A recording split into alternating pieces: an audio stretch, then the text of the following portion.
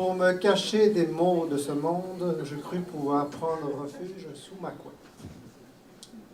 Je fus enseveli sous une avalanche de mots, sortis ma tête, les cheveux tout emmêlés, presque couettés.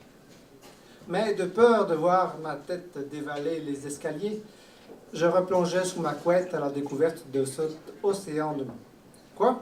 Ce n'était pas une montagne? Oui, bien sûr, ça l'était. Mais déjà je me sentais tout petit et les mots étaient de petits points, des étoiles dans un ciel nocturne. Vertige.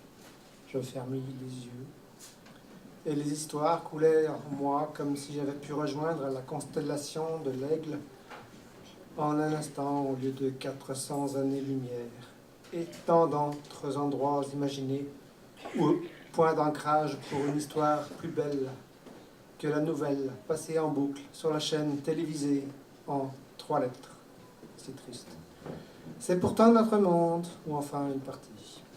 Et j'explorais maintenant une caverne, Ali Baba, proche d'une cité. Puis je traversais rapidement cette cité, précitée, en un coup de vent, en une pensée, pour, dans un désert, entendre un enfant, peut-être grand, oui, assez grand, qui criait tel un homme aveugle qui aurait tiré sur le monde.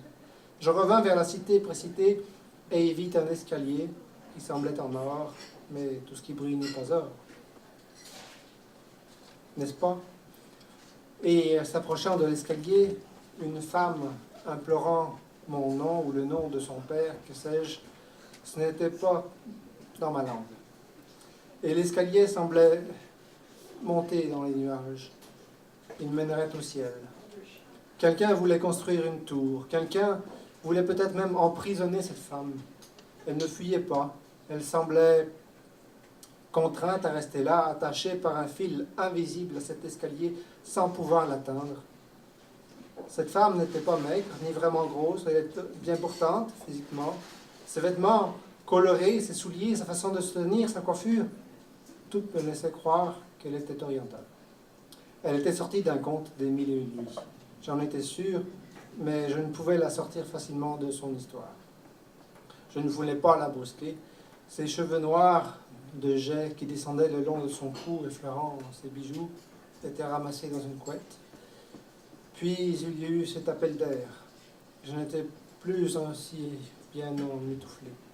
Je pouvais facilement entendre la radio. L'animateur faisait intervenir le ministre couetteux sur je ne sais quelle restructuration dans les comptes de l'administration. Ah non! Ne nous a-t-on pas déjà dit ne jamais parler d'argent sous la couette ou c'est la débandade?